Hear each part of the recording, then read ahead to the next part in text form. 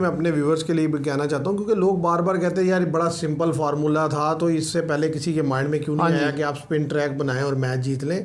तो भाई वो ये फार्मूला आपका इंग्लैंड के अगेंस्ट काम कर रहा है, और लास्ट टाइम भी आप बना सकते थे तो ये काम कर सकता था। मसला ये है कि अगर आप ऑस्ट्रेलिया के अगेंस्ट इस तरह का ट्रैक बनाएंगे या इवन न्यूजीलैंड के अगेंस्ट भी बनाएंगे, तो उनके पास इंग्लैंड के मुकाबले में बेहतर स्पिनर है, तो फिर वो आपके बैट्समैनों को भी तंग करेंगे और आपके लिए भी इतना आसान नहीं होगा बनाना। आप देखें ना, नेथरलाइन खेल रहा हो, इसी तरह वो जो उनके दूसरे वो एस्टन एगर हैं, वो खेल रहे हो, तो टेस्ट मैच में अगर उनके वो दोनों स्पिनर खेल रहे हो तो वो आपके लिए इतना आसान तो नहीं ना होगा कि आप फिर मैच जो है वो जीत सके। अस्सलाम वालेकुम viewers, welcome to all of you on my YouTube channel Crick Chat. मैं उम्मीद करता हूँ आप सब खैरियत से होंगे। व्यूअर्स, आज की वीडियो में हम बात करेंगे कि पाकिस्तान और इंग्लैंड की टीम्स के दरमियान जो सीरीज़ का डिसाइडर टेस्ट मैच है वो कल से शुरू हो रहा है रावलपिंडी में, और दोनों टीम्स ने इसके लिए अपनी प्लेइंग 11 अनाउंस कर दी है। और इस टेस्ट मैच में जो विकेट है उसका रोल बड़ा इंपॉर्टेंट होने वाला है। तो मेरे साथ है हमज़ा, पिच से related, toss factor, match prediction, जो प्लेइंग 11 है, इन सब चीज़ों पर आज की हमारी डिस्कशन रहेगी। सबसे पहले मैं हमज़ा से कहूँगा कि वो दोनों टीम्स की जो प्लेइंग 11 है वो आपके सामने रखें। पाकिस्तान जो है वो जो प्लेइंग 11 है उसको आप डिस्कस कर दें, उसके बाद फिर फर्दर हम पाकिस्तान जो है सेम प्लेइंग 11 से जा रहा है कि एक ही पेसर है ऑलराउंडर आमिर जमाल, और 3 स्पिनर जाहिद महमूद, नुमान अली और साजिद अली, और बैटर भी वही खेलेंगे कामरान गुलाम, और ओपनर अब्दुल्ला शफीक सैम अयूब। वो विनिंग कम्बिनेशन से जा रहा है पाकिस्तान। अच्छा, इससे एक चीज़ तो क्लियर कट नज़र आ रही है, वो तो ये है कि भाई पिच जो है वो स्पिनर फ्रेंडली होने वाली है, तभी ज़ाहिर है आप एक फास्ट और वो भी ऑलराउंडर फास्ट से जा रहे हैं। इट मीन्स के विकेट में स्पिनर के लिए मदद होगी। और पाकिस्तान का जो माइंडसेट है वो यही है कि वो जिस तरीके से उन्होंने पिछले टेस्ट में इंग्लैंड को हैंडल किया, वो सेम सिचुएशन से जाएंगे कि भाई दोनों जो स्पिनर हैं नुमान अली और साजिद खान बेहतर बॉल करें, और जाहिद महमूद को मौका देने का मतलब ये है कि वो भी आए और बेहतर गेंद करें और इंग्लैंड के लिए प्रॉब्लम क्रिएट करें और पाकिस्तान को सीरीज जीत के दें, क्योंकि बड़ा अरसा हुआ पाकिस्तान ने सीरीज तो जीती कोई नहीं। ये बड़ा क्रूशियल मोमेंट भी है, बड़ा इंपॉर्टेंट मोमेंट भी है, और बड़ा ही अपॉर्चुनिटी भी है पाकिस्तान के पास, क्योंकि जिस तरीके की क्रिकेट इंग्लैंड खेल रहा है उसको देखते हुए एक बात तो समझ में आ रही है कि अगर इन्होंने अच्छे प्लानिंग से गेंद की और विकेट ने उसी तरीके से हेल्प आउट किया जिस तरीके से मुल्तान में खुद गलतियां करते हैं, तो फिर पाकिस्तान का जीतने का चांस होगा। लेकिन साथ ही साथ आपको देखना होगा कि इंग्लैंड ने भी अपनी चेंजिंग की है टीम प्लेइंग 11 में, तो वो भी बता दे ज़रा। इंग्लैंड ने तो चेंजिंग की है, जैसा कि एक फास्ट से जा रहे हैं रियल फास्ट से, और एक बेन स्टोक है, एटकिंसन से जाएंगे, और रेहान अहमद को ब्रैडन कार्स की जगह शुएब बशीर हैं, जैक लीच हैं। हाँ, तो देखिए उन्होंने भी अपना स्पिन डिपार्टमेंट मजबूत किया है, क्योंकि 3 स्पिनर खेलेंगे तो जाहिर है उनके पास भी ऑप्शन बढ़ गई। इसके अलावा जोए रूट भी गेंद करते हैं, जोए रूट भी करते हैं, तो अब जाहिर है उन्होंने इस दफ़ा जो है पिछली दफ़ा की निस्बत ज़्यादा बेहतर प्लानिंग से वो आ रहे हैं। उन्होंने अपनी बैटिंग भी बेहतर की है, एटकिंसन जो है वो बेहतर बैटिंग कर लेते हैं। पर बैटिंग की अगर हम बात करें तो वही है, जैसा कि जब टॉप 5 कुछ नहीं करेंगे तो फिर नीचे के जो 5 है वो कुछ नहीं कर सकते। अच्छा, उनके यहाँ कुछ करने ना करने की बात नहीं है, वो तो सीधी सी बात है। एक ही बात है जो मुझे लगता है कि पाकिस्तान के लिए प्रॉब्लम जो हो सकती है वो इसी सिचुएशन में हो सकती है कि पाकिस्तान अगर टॉस हार जाए, अगर टॉस हार के इंग्लैंड ने पहले बैटिंग कर ली और पहले दिन जो है स्पिनर के लिए इतनी मदद ना हुई जितनी हम एक्सपेक्ट कर रहे हैं, तो उन्होंने पहले दिन के अंदर ही इतना रन कर देना है कि जो कि अगली दोनों इनिंग्सों के लिए काफ़ी हमारे लिए बहुत होगा रन। क्योंकि वो देखें, हमारे सबसे बड़ा मसला ये है कि रन्स तो हम बहुत तेज़ी से कंसीड करवाते हैं और वो खेलते भी तो अगर 85 ओवर का मैच भी होता है और इंग्लैंड टॉस जीत के पहले बैटिंग करता है, तो मैं समझता हूँ 400 के राउंड रन्स कर देंगे, अगर स्पिनर के लिए उतनी मदद हुई जितनी के मुल्तान में थी। क्योंकि मुल्तान में तो वाज़े पता चल रहा था ना कि दोनों लेग जो बॉलर है नुमान अली हो गए, साजिद खान, पढ़ के गेंद अच्छा खासा टर्न हो रहा था। पर वो अगर उस तरह का ट्रैक हुआ तो फिर तो मैं नहीं समझता कि इंग्लैंड अगर पहले भी खेल लेना तो 250 पौने 300 में आउट हो जाएगा। नहीं, मेरे ये आपको मैं बताऊं, पॉइंट आउट करूं बात कि वो जो मुल्तान का टेस्ट था ना, वो इंग्लैंड की बैटिंग आई, पहले पाकिस्तान खेला था, तो अगर उस दिन भी एक पहले इंग्लैंड खेल लेता तो इंग्लैंड भी 300 350 रन कर देता, क्योंकि पहले दिन ऐसी मदद नहीं थी। आपने देखा जैसे जैगली ने 1-2 विकेटें निकाली, उसके बाद कामरान गुलाम और सैम अयूब की बड़ी लंबी पार्टनरशिप गई। तो जैसा कि जब इंग्लैंड बैटिंग करने आया फर्स्ट में, तो डे 2 चल रहा था, तो जब विकेट जो थी और ख़राब हो गई थी क्योंकि वो यूज पिच थी।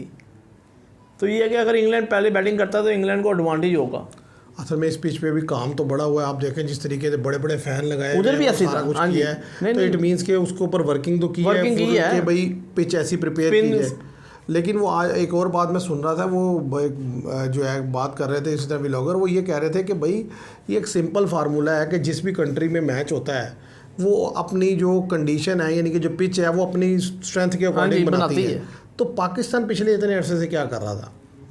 आप देख लें कि जैसा कि ऑस्ट्रेलिया है, जब इन्होंने ऐसी पिचें बनाई, या तो ये खुद डरते हैं कि जी हम फास्ट पिच होगी तो हम फास्ट को नहीं खेल सकते, स्पिन होगी तो हम स्पिनर से फंस जाएंगे कि अगर दूसरी टीम टॉस जीत गई। तो ये जिसकी वजह से अब तो तनकीद इतनी हुई कि उनको पिच बनानी पड़ी ऐसी, जैसा कि आकिब जवेद जो सिलेक्शन पैनल में आए उन्होंने कहा जी कि इंग्लैंड को हराना तो आप स्पिन ट्रैक बनाएं, और इसमें कोई शक ही नहीं है। नहीं, अच्छा एक चीज़ और भी तो है ना उसमें, ये है कि जो हमने अक्सर सुना है कि हमारे से उस तरह की पिच बनती भी नहीं ना है। अभी देखिए मुल्तान वाली पिच ने अगर इस तरीके से रिस्पॉन्ड किया तो लगातार दूसरा टेस्ट मैच उस पर करवाया। हाँ जी, पहले टेस्ट मैच में तो वो उस तरह से नहीं खेली, दूसरा टेस्ट मैच भी उस पर करवाया, तो तब जाके 7वें-8वें दिन आप उसमें कह सकते हैं कि अच्छा खासा टर्न। और वो भी आपको बता दूं कि जैसा कि उन्होंने कहा क्यूरेटर जो है वो कह रहे जी वो 2-3 दिन में मेरे से पिच नहीं बनेगी, वरना क्यूरेटर का क्या काम है, उनका काम ही है वो बना सकते हैं पिच। इन्होंने बड़े बड़े फ़ैन लगा दिए। वो कह रहे ये इससे भी बड़ी तनकीद हुई कि कोई ऐसा नहीं करता। आपने कभी देखा होगा कोई किसी इंडिया ने पिच बनाई हो ना बड़े बड़े पंखे लगाए हों, कभी नहीं ऐसी तस्वीर आई होगी। असल में पता क्या बात यह है कि हमारे पास सीधी सी बात है उतनी नहीं है, बेहतर सिस्टम नहीं है कि हम बना सकें। अब ये है कि हाँ ये बात ठीक है कि भाई यानी कि हर टीम को अपनी स्ट्रेंथ के अकॉर्डिंग ही पिच बनानी चाहिए, और पाकिस्तान ने जो फैसला किया कि भाई स्पिन ट्रैक बनाना है वो ठीक है। के लिए भी कहना चाहता हूँ क्योंकि लोग बार बार कहते हैं यार बड़ा सिंपल फार्मूला था, तो इससे पहले किसी के माइंड में क्यों नहीं आया कि आप स्पिन ट्रैक बनाएं और मैच जीत लें। तो भाई वो ये फार्मूला आपका इंग्लैंड के अगेंस्ट काम कर रहा है, और लास्ट टाइम भी आप बना सकते थे तो ये काम कर सकता था। मसला ये है कि अगर आप ऑस्ट्रेलिया के अगेंस्ट इस तरह का ट्रैक बनाएंगे या इवन न्यूजीलैंड के अगेंस्ट भी बनाएंगे तो उनके पास इंग्लैंड के मुकाबले में बेहतर स्पिनर है, तो फिर वो आपके बैट्समैनों को भी तंग करेंगे और आपके लिए भी इतना आसान नहीं होगा बनाना। आप देखें ना नेथरलाइन खेल रहा हो, इसी तरह वो जो उनके दूसरे वो एस्टन एगर हैं, हाँ जी, वो खेल रहे हो, तो टेस्ट मैच में अगर उनके वो दोनों स्पिनर खेल रहे हो तो वो आपके लिए इतना आसान तो नहीं ना होगा कि आप फिर मैच जो है वो जीत सके। तो इसीलिए जो है कि इन्होंने ऑस्ट्रेलिया की दफ़ा ये अवॉइड किया था। हाँ इंग्लैंड जब लास्ट टाइम आया था तो ये कर सकते थे, जब इन्होंने अवॉइड किया। अब देखना ये है कि देखिए इंग्लैंड के अगेंस्ट जो सेकंड टेस्ट में हुआ, इंग्लैंड कह सकते हैं उतना अच्छा मेंटली प्रिपेयर नहीं था कि भाई इतना स्पिन ट्रैक होगा। हाँ जी, हाँ जी। अब ये है कि इंग्लैंड को पता है कि यार इनकी पूरी फोकस ही उस पर, इंग्लैंड ने इसलिए अपना एक स्पिनर भी ऐड किया है और वो काउंटर स्ट्रेटजी भी बना के आएंगे स्पिनर के अगेंस्ट। अब उनको पता चल गया। अब देखना ये है कि अगर फिर पाकिस्तान डिफीट देता है तो इसका मतलब है क्लियर कट इंग्लैंड तो एक्सपोज हो गया ना कि भाई स्पिनर चाहे इंडिया में हो, चाहे बांग्लादेश में हो, चाहे पाकिस्तान में, चाहे श्रीलंका में, इंग्लैंड नहीं खेल सकता या इंग्लैंड नहीं जीत सकता। नहीं अब तो ऐसे ही है, क्योंकि पहले जो दूसरा टेस्ट मैच था ना उन्होंने कहा ये पाकिस्तानी मीडिया बोंगी मार रहा है कि जी हम स्पिन ट्रैक बनाएंगे, इनसे बनता तो है नहीं, वो इस जाल में से। अब उनको पता चल गया, डिफीट हो गई कि यार वाकई इन्होंने स्पिन ट्रैक बनाया था, तो इसलिए वो भी तैयारी से जा रहे हैं, अपनी स्ट्रेटजी बना रहे हैं। ठीक है वो उनको डिफीट हो जाए, पर यह है कि वो फिर भी उन्होंने कोई ना कोई प्लान बनाया होगा जी हमने ऐसे टैकल करना है। टॉस को कैसे देखते हैं, क्योंकि ज़ाहिर है स्पिन ट्रैक पे टॉस बड़ा इंपॉर्टेंट फैक्टर होता है। टॉस एक क्रूशियल फैक्टर है, जैसा कि अगर आपको बताऊंगा पहले दोनों टेस्ट मैच में शाम से उन्हें टॉस जीता है, तो मेरा ये अंदाज़ा है पर्सनल कि 80% चांस है इंग्लैंड कल टॉस जीतेगा, और अगर टॉस जीतेगा तो बैट फर्स्ट करेगा, कोई शक ही नहीं है इसमें। क्योंकि रावलपिंडी में, मुल्तान में आप देख लें पाकिस्तान ने दोनों टॉस जीते पहले बैटिंग की है, तो इंग्लैंड पहले बैटिंग करेगा। और जाहिर है इंग्लैंड अगर पहले बैटिंग करता है तो फिर वो इस पोजीशन में होगा कि वो बेहतर रन्स लगा दे बोर्ड पे, और एक दफ़ा उन्होंने बेहतर रन्स लगा दिए तो फिर पाकिस्तान के लिए जो है वो पाकिस्तान स्ट्रगल करेगा। लेकिन बात एक इस चीज़ में, एक चीज़ मैं और भी कहना चाहता हूँ, बात यह है हर दफ़ा सारा कुछ तो आपकी फेवर में नहीं ना होगा जब आप जीतेंगे। अगर आप अच्छी क्रिकेट खेलेंगे तो आपको ये नहीं होना चाहिए भाई आपने ट्रैक बना लिया अगर स्पिन, तो अगर इंग्लैंड पहले भी खेलता है तो आप उसको इतना फ्रीली रन्स ना करने दें कि वो 400 तक जाए, आप उसे 300 तक रिस्ट्रिक्ट करें और फिर खुद आकर अच्छी क्रिकेट खेल के उनसे ज़्यादा रन्स करके लीड लें। आप देखें ना ताकि इंग्लैंड को अंडर प्रेशर करके अगली इनिंग्स में आउट कर। आप देखेंगे टॉस फैक्टर जो है ना ये किसी के बस में नहीं है। आप ठीक है इंग्लैंड जीत गया और बैटिंग करने आई है, आप बेहतर लाइन से बॉल करें, स्ट्रेटजी बनाएं और रन्स जो है फ्रीली कंसीड ना करें। ये ना हो कि फील्ड ऊपर है और आप चौके पे चौका खाई जा रहे हैं कि जी वो जब डे एंड हुआ है 90 ओवर हुए हैं तो 400 रन हो गया, तो ये हमारी कमज़ोरी है। आप रन इतना बनाएं कि 300-350 के राउंड अबाउट रन हो, इससे ज़्यादा ऊपर रन ना जाए अगर बहुत भी, पर हम रन बहुत तेज़ कंसीड करते हैं। अच्छा, आपको नहीं लगता था कि इस टेस्ट मैच में पाकिस्तान को मोहम्मद जाहिद की जगह जो है एक फास्ट बॉलर रख लेना चाहिए था?